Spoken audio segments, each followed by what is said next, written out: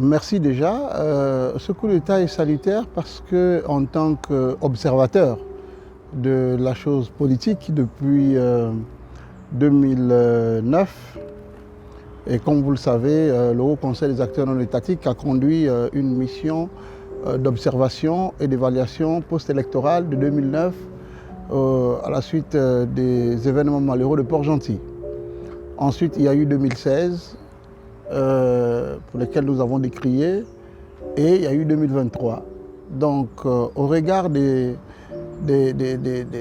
échanges que nous avons eus avec les états-majors des différents camps, notamment le PDG à l'hôtel, pour ne pas citer le nomade, pour le candidat Maranga Moussavou à son domicile et pour l'alternance au domicile de M. Okemvede, nous avons identifié un certain nombre d'inquiétudes et en suivant aussi les discussions, les meetings, il y avait déjà un sentiment de rejet, de frustration, hein, et la violence verbale était au rendez-vous pratiquement de toutes les discussions. Et ajouter en cela la mauvaise organisation, hein, qui malheureusement a conduit tous les candidats à aller dans un processus qui a été décrié, alors même que le président de la Cour constitutionnelle sortant, Madame Marie-Madeleine Bouranso, avait organisé des mois longtemps en avant des séminaires de sensibilisation.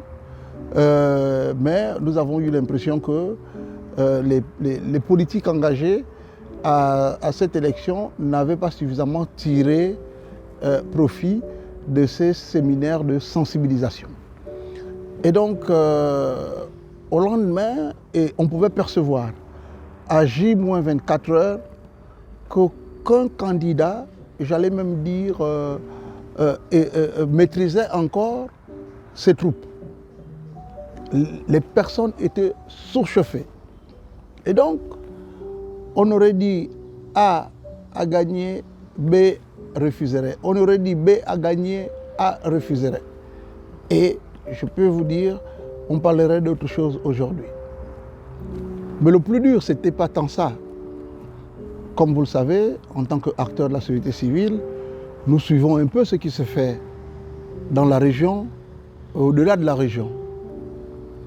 Vous savez que la chose la plus difficile, c'est d'avoir une armée extérieure. Ça peut être sur les questions des droits humains. On a vu ce qui s'est passé dans certains pays de l'espace EAC, comment les militaires ont été décriés, hein, chargés de conduire les missions de sécurisation.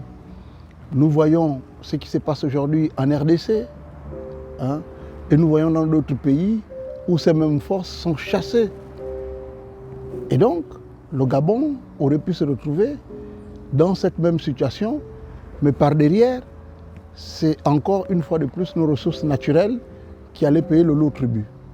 Donc, nous devons doublement remercier et saluer l'esprit patriotique.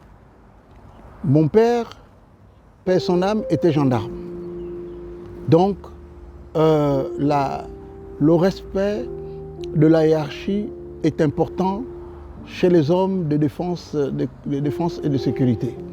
Mais il se trouvait que de manière exceptionnelle, hein, ces militaires, qui ne sont pas des militaires d'un régiment, hein, mais plutôt des militaires qui nous ont montré au lendemain cet esprit, j'allais dire, de fraternité, d'amour, en regroupant l'ensemble des forces de défense et de sécurité pour faire ce coup.